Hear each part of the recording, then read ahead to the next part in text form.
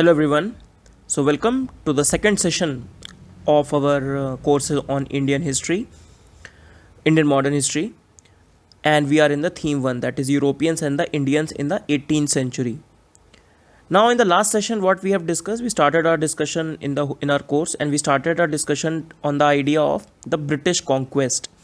We have seen that the whole modern history can be seen into three things. Thus the British conquest, the British administration, and then the Indian reaction. This is nothing but your whole modern history. Now comes the idea that first about this conquest. So conquest has to be done in a two way. First, driving the other Europeans out, and secondly, managing and fighting the princely states, those people who are occupying the at that time the geographical entity known as India.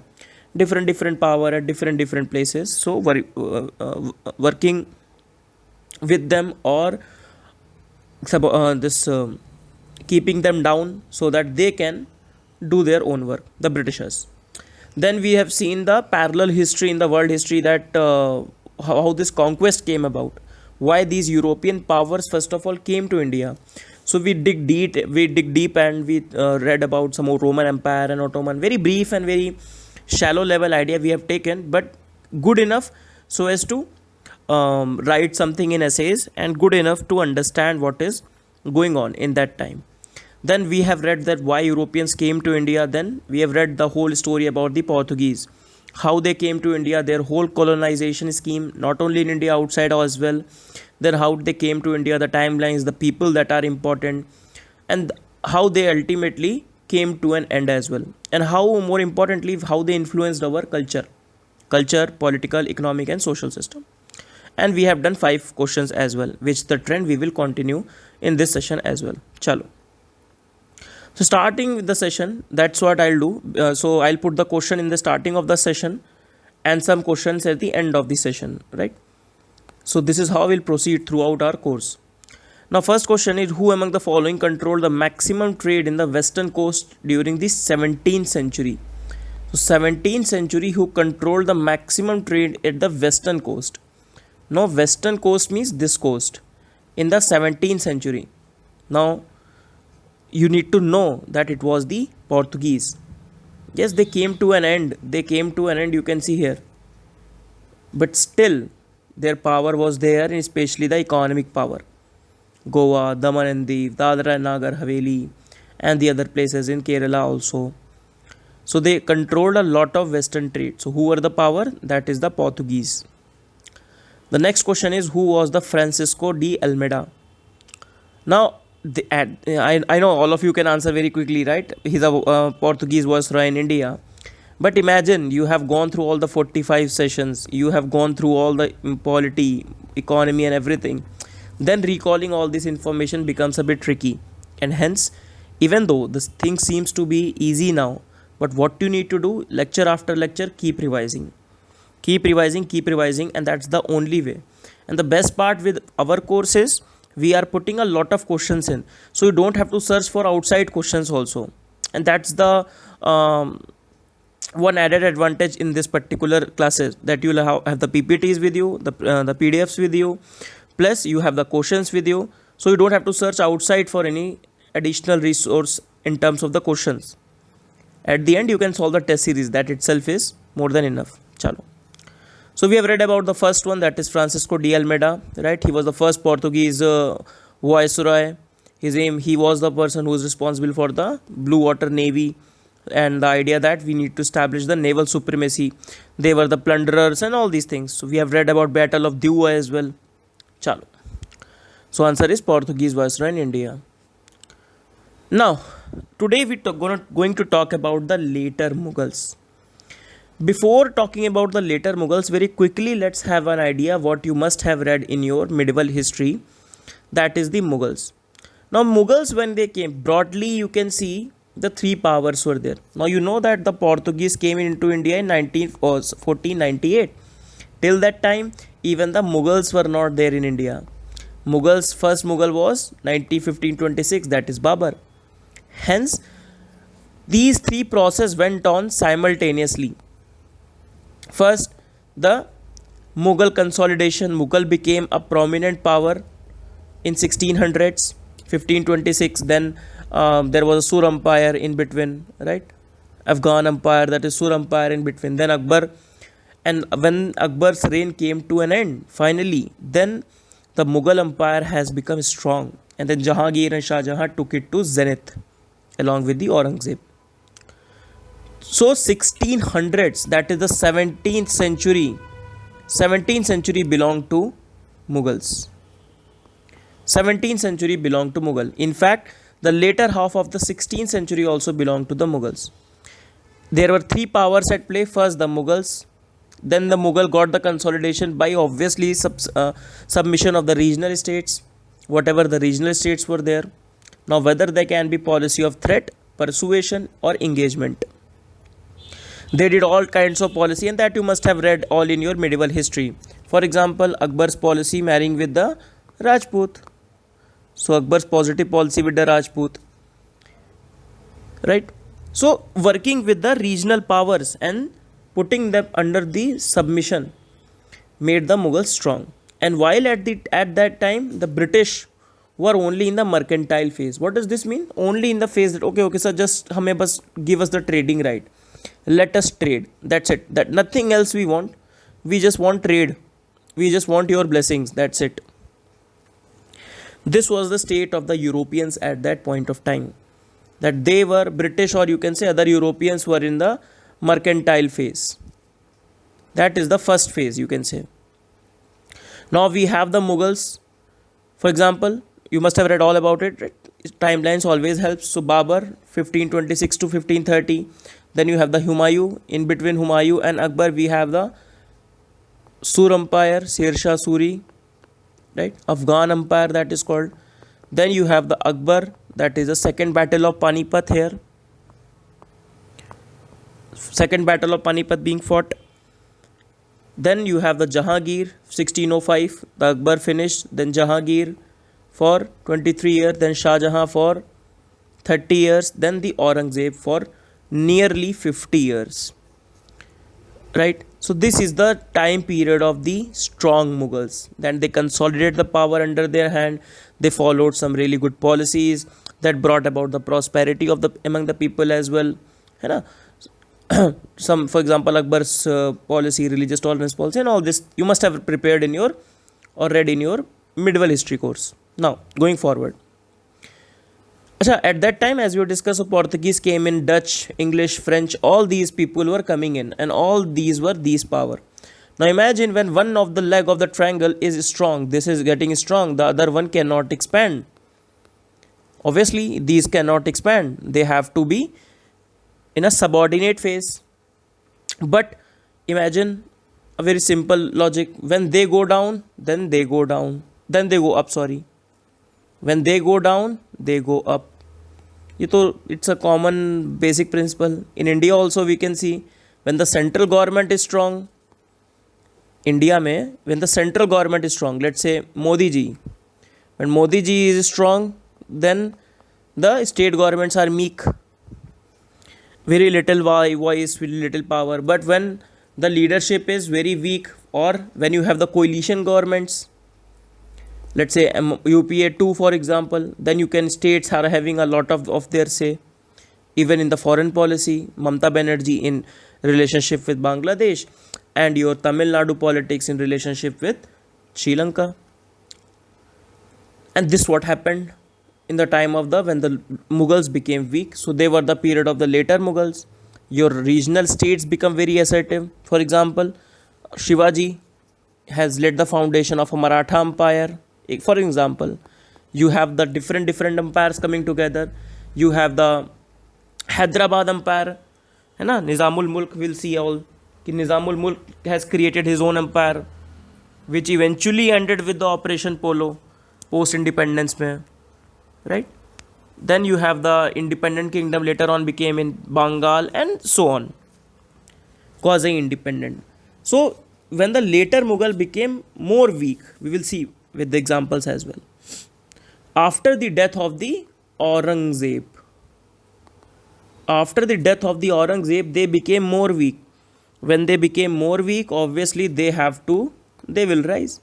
and it gave opportunity to the Europeans to gain the supremacy as well. So they have transformed themselves from a mercantile power to a political power. That नहीं, अब तो हम भारत में rule करेंगे, we will rule in India. And in 1757 what happened? Battle of Palasi. We will see this. ठीक है, चलो. Now what is our objective going forward? Going forward, our objective is to understand the later Mughals. There are a few rules only. What you need to remember, few of the things about them, chronology. If you have that in your mind, then everything becomes easy. ठीक है, चलो. The first one is after the death of the Aurangzeb, that was Bahadur Shah I. Now when he came to the power, he was 65 years of age. So he was weak in the age and his reign also was very weak. Now when he was there, first of all, when Aurangzeb died, just like the things you read in the medieval history, in the Mughals, there was no principle of primogenital. That means there was no principle that the eldest son will be the king. Now that rule you must have seen in your, for example, Ramayana or Mahabharata. You must have seen that rule, right? When the Dashrath will die, who will become the king? Ram should become the king by default because he is the eldest son. But in the Mughal, this was not the way they used to do it. And that is why there was always infighting. For example, after the death of Shah Jahan, there was infighting between Dara Shikoh and other brother and the Aurangzeb.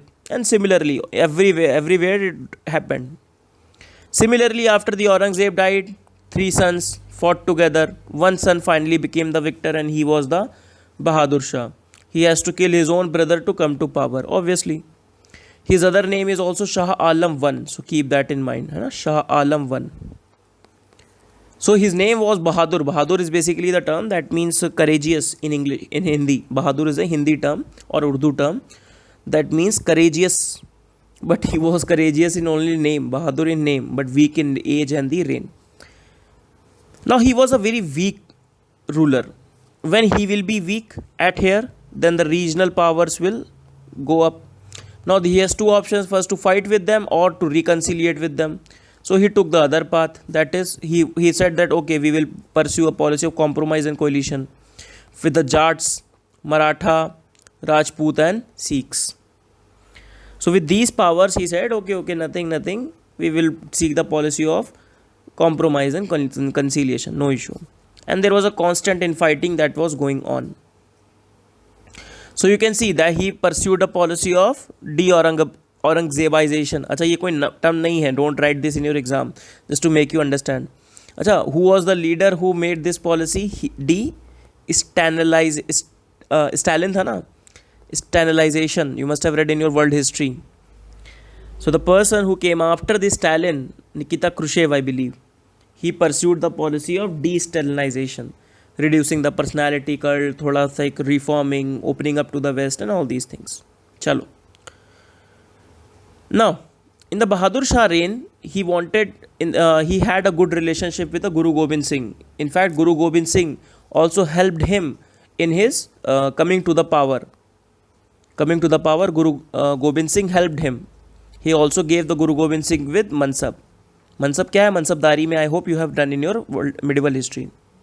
But after that of the Guru, Banda Bahadur was in open rebellion against the emperor.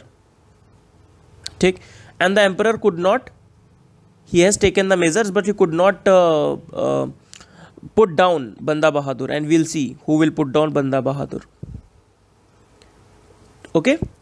So Bahadur Shah reign, in which good relationship with the Guru Gobind Singh, but after the death of the Guru Gobind Singh, what happened? Banda Bahadur was in the open rebellion. We will see in the story of the Sikhs, don't worry. Or you must have read in your medieval history.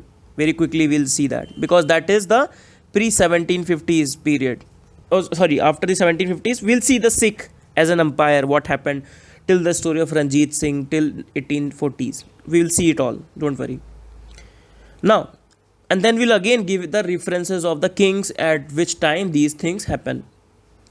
Next was the king, that is Jahandar Shah, after the Bahadur Shah I, Shah Alam I. Now he was there only for the 11 month, then he was killed. He himself was a very weak and incapable king. अच्छा देखो होता क्या है, what happens actually? So it's a basically a tree. It's basically a big tree. Now there are two options. This tree can provide the shelters to the other and can help the other to grow. But on the other hand, the trees can help if he wants to go well. But the tree leads to that dampening of the growth of the other trees. So the big trees, for example, fruit fallings from this tree can lead to the more trees. Getting my point? So the big trees can have two phenomena, two options, two way they can go. Similarly, the great leaders have two ways to go. They don't foster, if there is a huge cult of personality, huge leader, if they foster the leadership in the group, then the successors will be good. But if he doesn't foster the leadership in the group, then after his death, what happens? There happens a lots and lots of the problems. And similar was the case with the Aurangzeb. When the Aurangzeb died, he was such a big tree, so underneath him nothing grew. His policies, his own work ethic, nothing grew. No leadership quality among the successful rulers. And that hampered the growth of the Mughal Empire later on. Now, for example, Jalandhar Shah, he came to power fighting with his brother, obviously, because there was no rule of primogenital. He was toppled by the Farooq Siyar, we will see. So Farooq Siyar toppled him, and he spent all the 11 months he was there as a ruler in dancing and entertainment and all the lavish things that he wanted to do. Now, after the Jahandar Shah, 11th month, very uneventful, who came to power? That is the Farooq Siyar. So Farooq Siyar came to power in 1713 to 1719. Now Farooq Siyar came to power with the help of the two brothers. These two brothers, you can say Amit Shah for Modi ji. But Modi, he is not Modi ji actually. He is weak. He is very weaker than Modi ji. Modi ji himself is very strong. So these two brothers, that is a Syed brother. These two brothers, that is Syed brother, who became the Wazir, and the Mir Bakshi under the Mr. Farooq Siyar, have literally gave the crown to the Farooq Siyar. We'll read about Syed brother as well later on. Syed brother before the Farooq Siyar also helped whom? Bahadur Shah to come to power. Achha, Syed brothers also, they have killed this Jahandar Shah also. They have helped the Farooq Siyar to kill the Jahandar Shah. Thik? Now, so this is the first thing. How he came to power, the Farooq Siyar. He came to power with the help of the Syed brothers. Now, in his reign, he trusted people so much. For example, he had some medical treatment to be done. And that medical treatment done by one English person, that is the William Hamilton. Now he was so happy with the service that he's been given the second life, for example. When he has been given the second life, कि ठीक है भाई तुम्हें दूसरी life मिल गई, you are got a second life. Then he said, okay, we will give you Farman. He has given the British the Farman. And he has helped the British to grow in Bengal. और हम देखेंगे, we will see that how this Bengal, this Farman ultimately led to the development of the British Empire in India. Because the British real political conquest started from the Bengal itself. They started their real conquest from the Bengal itself. ठीक है? So he has been granted a Farman. क्या क्या बोला फरमान में? What were the things being said in the Farman? So right to reside and trade in the Mughal Empire, that they have to reside and trade in the Mughal Empire, they can do. Then they were allowed to trade freely. They have to pay just 3,000 rupees yearly peshkash to the Mughal Emperor, and he is done. Then you can do all the things freely. They have been rights to issue dastak passes for the movement. We will see. So these Farmans were known as the Magna Carta of the English trade in Bengal, and that is the significance of these Farmans. इसको आप use कर सकते हैं. You can use this. So Farooq Siyar Farman was said to be the Magna Carta of the English trade in the Bengal. Go and search on the Google. Homework is there. Your what do you mean by Magna Carta? ये term you must have read in your polity also, है ना? Please do and see, go and see it. Now, his Farman, the question can come basically in 10 mark. So his Farman of 1717, it included the privileges listed below, that is all the goods and necessaries carried by the agent of the companies either by land or water should be free of custom duties. Only 3,000 of the peshkas needs to be paid first. Second, issue of the dastaks, other bhi hai lekin that's not too much important. Issue of the dastak passes by the chief of factory. That means if you have dastak in your hand, so that is kind of a pass. That is for example the same pass that was given the time of the lockdown. The similar pass that we have read in the Portuguese time. Remember that Portuguese have also started this system of passes that would ensure the free passage of the goods under the name of the English company without being checked at the custom houses. So for example, you go from one place to the other, this territory to the other. At this place, your things are checked. But if you have the pass, you can go through without checking here. Okay? And they started misusing this thing later on. And that will cause of concern between the... Samajho. Here, the Delhi ruler, they are becoming weak. They have said Farman, okay, fine, because ultimately they have the authority over it. Now, these are the kings and those who rule these area, Bengal. Now, here the rights, the Farman has been given. So, the local ruler is versus these Farmans. वो कहेगा यार क्या दे दिया? What you have given? He will say the king. Ultimately, this local ruler is also defying him. He does not like him. But he is saying, yaar, how you have given the Farman. So ultimately it will lead to more fight among these two powers. That is the rulers of the Bengal versus the company. We will see. Chalo. और क्या power मिले? What more power? So coining is allowed, that you can print, you can have the coins, mints you can have. And some of the zamindari rights have also been given. So possession of the village with the zamindari rights in and around Calcutta. Along with the, not the proper zamindari rights, just to say, okay, you can control these villages and all. Chalo. So that basically led to the English, gave English some sort of a leeway in which area? That is there in Bengal. And from Bengal, which was the richest province in India, British moved forward. Now remember the Banda Bahadur that we were discussing. The Banda Bahadur was in rebellion and it was under the Farooq Siyar. He was captured, he was tortured to death. He was gaining region after the region. Then the fight happened between the Farooq Siyar army and the Banda Bahadur, and finally he was captured, brought to Delhi and tortured to death. Afterwards, in his last years of his reign, the point was your Farooq Siyar started getting skeptic of the Syed brothers. There something happened. Syed brothers did not like it. For example, he has given some power to the other person. You can, some third person, that you can issue the checks or you can sign on my behalf. Syed brother did not like it. Syed brother said, we need a king who will listen to us. So we need a puppet king. We don't need an activist king. Because we brought you to the power and you supposed to listen to us. Farooq Siyar said, no, this won't happen. And then, okay, it's time for you to go, and he was killed. Eliminated, Farooq Siyar, 1719. When he was eliminated, the next king was there, and his name was Muhammad Shah Rangila. We will see. Okay? Chalo, dekhte hain. Now first we talk about the Syed brothers. These are the kingmakers. These were the leaders of the Hindustani party. Now what is Hindustani party? We will see.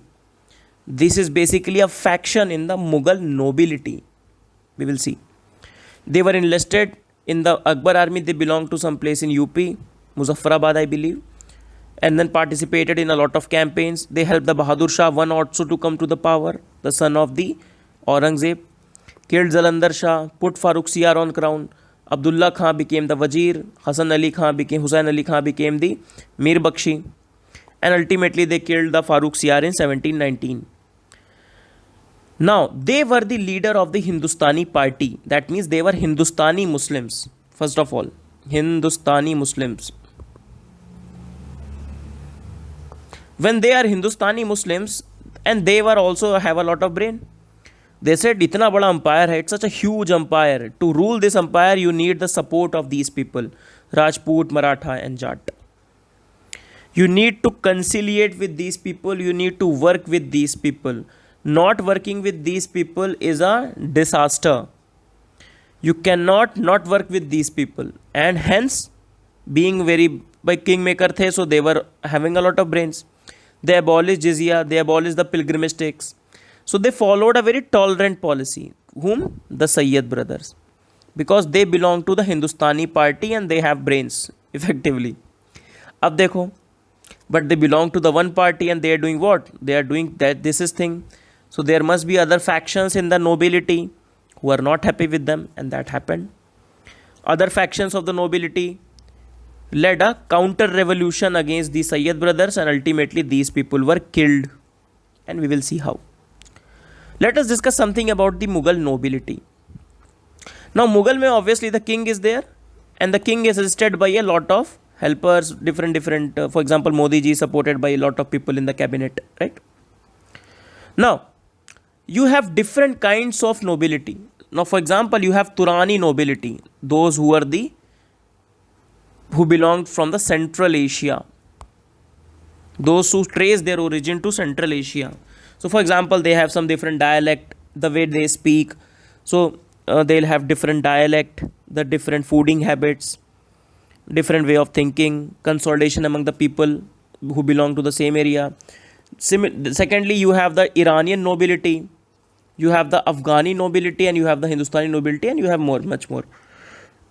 Irani nobility means those who trace their origin from Iran, Persia, Afghanistan, Afghani, Hindustani.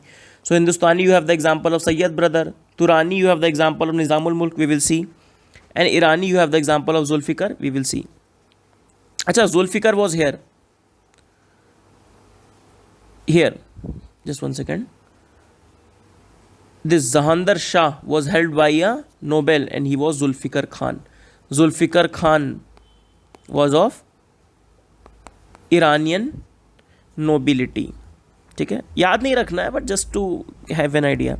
अच्छा, there was a time, you must have read in the medieval history, when the nobility was such that, for example, Bayram Khan, for example, Abdul Rahim Khan Khana, those were the very loyal nobility. Because of such good nobility, such good, you can say at that time, IS officers of those time, or the ministers of those time, those were so good, on the basis of which the whole empire rested, isn't it? But now is such a case when these nobilities are thinking about themselves. They have no concern of the welfare of the nation in the mind. They are looking for their own self-advancement at the cost of the nation, at the cost of the Mughal empire. They no longer worry about the Hind, for example. They worry about themselves, and that ultimately caused the Mughal empire. Now, Mr. Rangila, after the Farooq Siyar, Mr. Rangila came to power. His name was Muhammad Shah. Because of his habit, he was named as Rangila. Now, he came to power because the Syed brother wanted to really control him. He was only 18 years of age when he came to power, and he had a huge reign, 1719 to 1748. He obviously neglected the affairs of the state, but he was young. He came into the influence of the other parties, other nobility, and ultimately he had these people killed. He had the Syed brother killed. So the Syed brother story came to an end in the Muhammad Shah reign. So downfall of the Syed brothers was rooted in the other nobility, that is the Iranian and the Turani nobility. For example, mainly this guy, Chin Kulich Khan, and this figure will return again. He will return again in our story.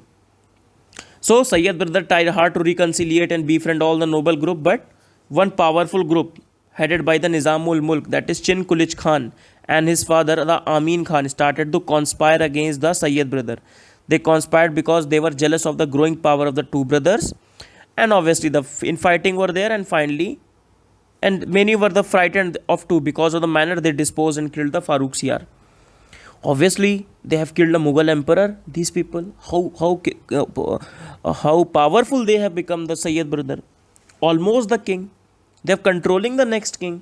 So the other nobility must be thinking, "Arey, next number is ours." So what we need to do, we need to put them to rest. First of all, these two people. इनको पहले काम पे लगाओ. Right? So he got them killed. Now, Muhammad Shah reign, you know that he became a very weak ruler, Mr. Rangila.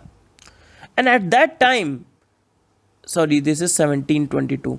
At that time, in his reign, some independent kingdom started getting really independent, de facto independent. They were saying, okay, yes, okay, Mughal emperor, Jahapana, tusi great ho, yes. But no, we will do things according to our own. So this is the triangle you remember. They go down, we go up. So for example, in Bengal, Murshid Quli Khan. In Hyderabad, this Nizamul Mulk.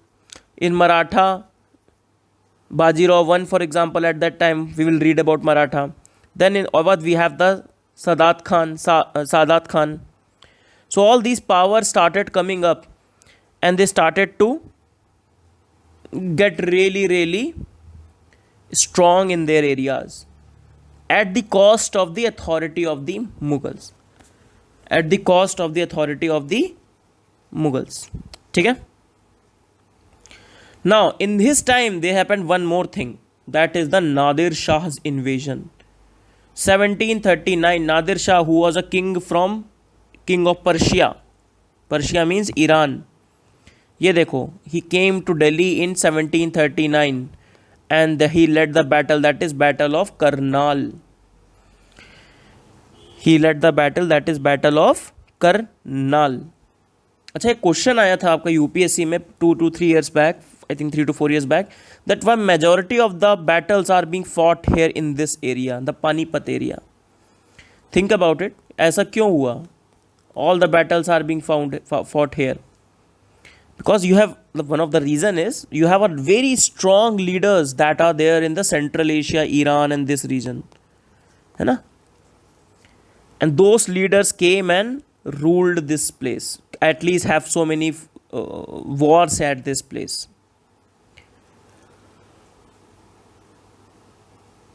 So, Nadir Shah coming to India, there was a pull factor and there was a push factor. What was the pull factor? First of all, push factor dekhte hain. In Iran, he has taken a lot of campaigns. So, the treasury was almost empty in Iran. When the Iran's empty, treasury is empty, okay, we have to find some money. Okay, fine. So this is a push factor. Pull factor is that India, you have the money. Second, the ones who are holding this money are very weak in the military, incompetent rulers, weak administrator, very poor military strength.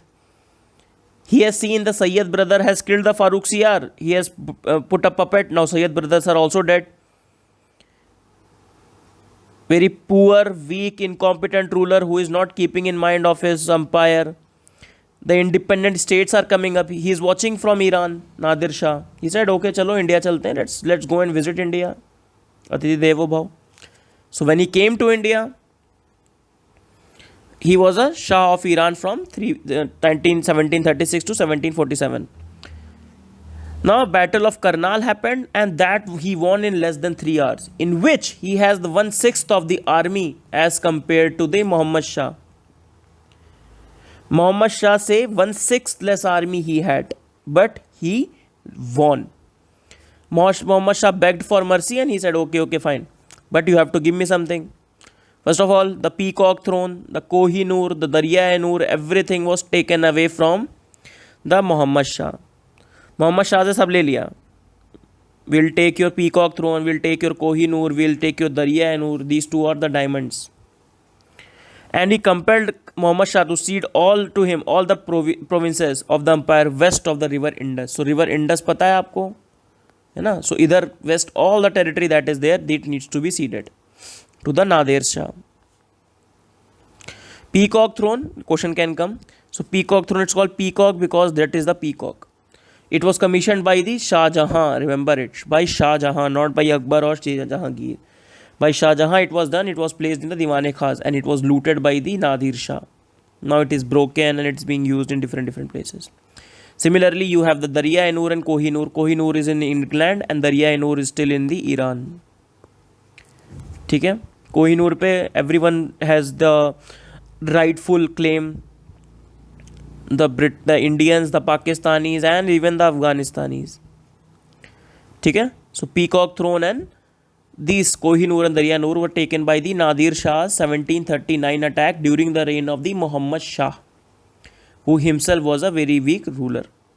Now after that we have the more weaker Mughals, because Mughals went down, your regional kingdom went up, and now regional kingdoms are fighting with whom? The Britishers. Britishers are also gaining up. For example, British will beat the Bengali in 1757, Battle of Palasi, we'll see, in the reign of the Alamgir II.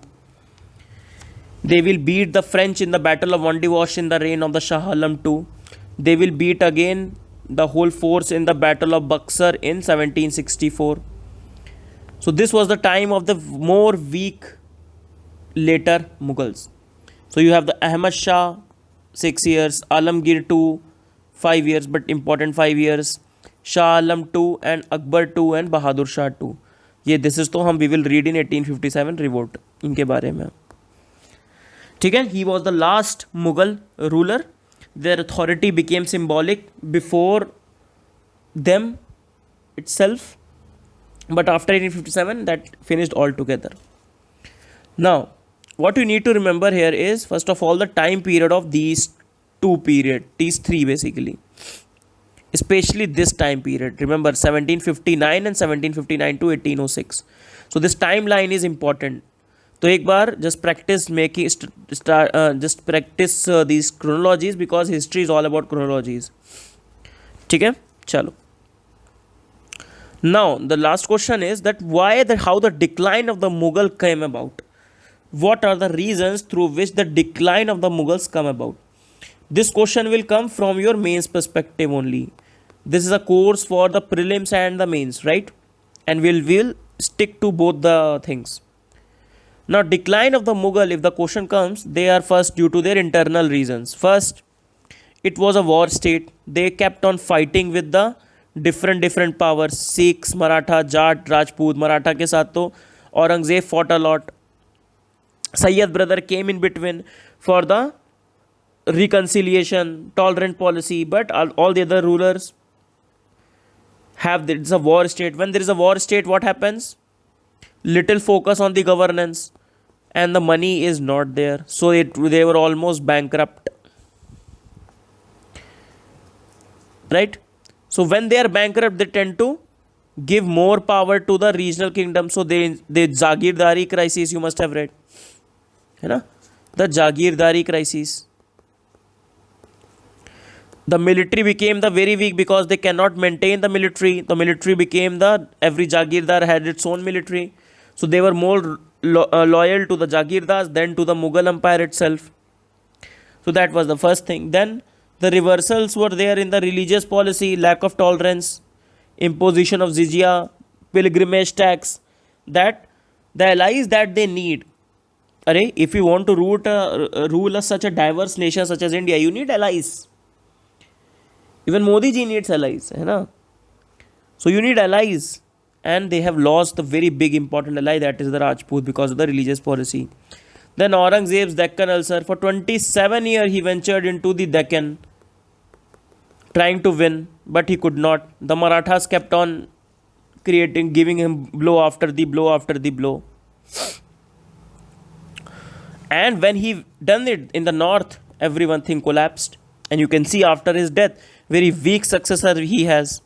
You can talk about the Bahadur Shah one. You can talk about Jahandar Shah, he reigned only 11 years. Then Farooq Siyar, very weak ruler who needed the help of a Hindustani noble, that is Syed brother, who ultimately killed him. So it was a period of very political volatility. After the death of the Aurangzeb, you can write, you have the three rulers in the gap of the 12 years. And all of them killed. All of them killed. ठीक. Then Jagirdari crisis, you must have read in your medieval history, Jagirdari crisis of the Mughal Empire. And it was a time of the feudalism, so you don't have the very big armies. For example, the Mughals have not developed any, have not focused on the navy. And we have known the Europeans now have the naval power. So they were fighting the Mughals or the other people on a very different footing altogether. They were fighting on the very different footing altogether. They don't know anything about the navy and they were the navy supremacy. And because of feudalism, lack of scientific development, these things were already there. Lack of technological development. And all these led to the decline of the Mughal Empire. Apart from that, there were external reasons. You have the Iranian attack as well as the Afghani attack. Iranian attack in the form of the Nadir Shah in 1739 and the Afghani attack in the form of the Ahmad Shah Abdali. We will read about it in the Marathas. Ahmad Shah Abdali. What happened? Third battle of Panipat. Third battle of Panipat in 1761. So these are the external reasons. Apart from these external attacks, you have the Marathas rise and the rise of the other regional power who are openly subordinate to the Mughals. So Mughals' prestige was already declined. Then you have the Europeans also. For Europeans, this period was blessing in disguise. For Europeans, they found time and the opportunity to rule like anything. So it was a win-win-win-win situation for the Europeans, right? So because of which your decline of the Mughal Empire came into being. Okay? Chal. Now this is the first main question I'll give you. To what extent the absence of the spirit of the political nationalism among the people was responsible for the downfall of the Mughal Empire? Discuss. To what extent the absence of the political nationalism among the people was responsible for the downfall of the Mughal Empire? Discuss. Okay? Chalo. So when we'll have the live sessions, we'll meet again. Then please do write on this question and then we can discuss this question. We can discuss this question and I would love you people to write this because we have read everything that has to be written. But you see, content though we will have always, but that content has to be fit into different kind of questions. That content has to be fit into different kinds of questions. Right? Now let us see this particular question. Two questions, let us see. Which of the following is not correct with reference to Nadir Shah invasion in India? His entry into the northwest India was met by strong opposition by the combined force of Rajput and the Mughal. Then the Emperor Muhammad Shah was taken prisoner by the Nadir Shah. ये तो ठीक है. The large scale, first of all, sorry. You can pause the video and you can try the question, right? Now, the large scale massacre of the citizen of the imperial capital was ordered by the Nadir Shah. The Mughal emperor was compelled to cede him all the province of the empire west of the river Indus.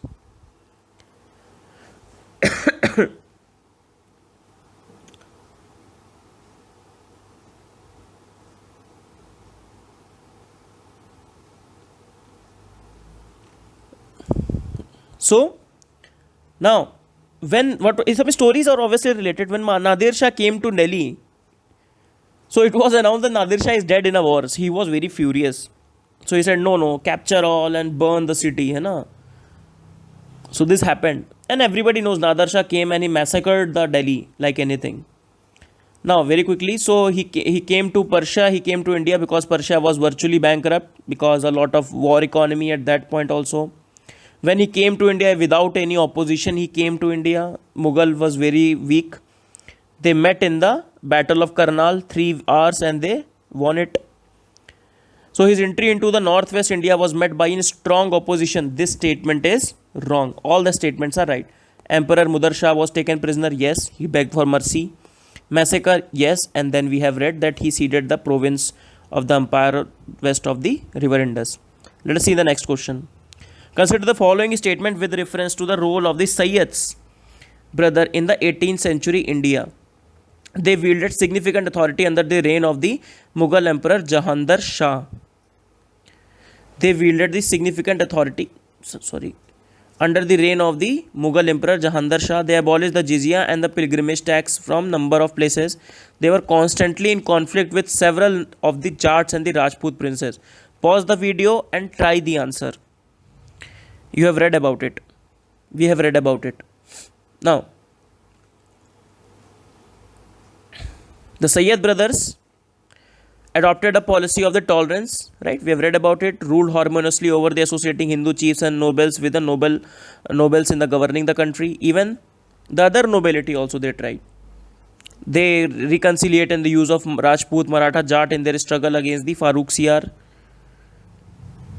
and the rival nobles. They abolished the jizya immediately after the Farrukhsiyar ascensions to the throne, and similarly pilgrimage tax were also abolished. So this is what they have done. They have made an alliance with the Chauraman, the Jat chief, Ajit Pawar of Marwar, Jai Singh of Amber. The later years, they reached an agreement with the King Sahu of Maratha, granting him Swarajya of Shivaji and the right to collect the Chauth and Sardesh Mukhi. We will see what the Chauth and Sardesh Mukhi was. Okay? So they had a good relationship with these people, and this is what the third statement is wrong. The first statement is also wrong. They were not having the significant authority of the Jahandar Shah. They were having significant authority under the Farrukhsiyar. So the option D is right. So that's the end of the session 2. Let us quickly see what we have done. So we started a discussion on the who controlled the maximum trade, that is the Portuguese. Then we have seen one Portuguese question, easy question. Then the chronology of the Mughals strong, then weak Mughals, and this triangle we understood. Very important to understand this triangle. Then the Bahadur Shah once reign, right? De-Aurangabization. Then we have the Jahandar Shah. Then we have the Farrukhsiyar. Then the Syed brothers. And then how Syed brothers were killed. Then Muhammad Shah's reign. Then Nadir Shah's invasion. Peacock Throne. Darya-e-Noor, Kohinoor. And then the more weak later Mughals. Then we have seen why the decline of the Mughals came about. Then the 2 questions. This question we will discuss not in the next session, but when we meet for the live session. Right there, please do write this question. Even if you don't want to write this question, write the synopsis of it. These will be the answers, and the answer last is question number 7. Okay, and the 8. So that's the end of the session, everyone. As I have promised, I will discuss as many questions for the prelims as possible. For example, 45 sessions are there, at least 250 to 300 250 questions, so I can promise. So 250 questions we will discuss prelims, both including previous year and the learn through questions. We have not started with the previous year. Very quickly we'll start the previous year as well, as we'll cover more and more topics. Okay, so see you all in the next session. Bye bye for now. Thank you.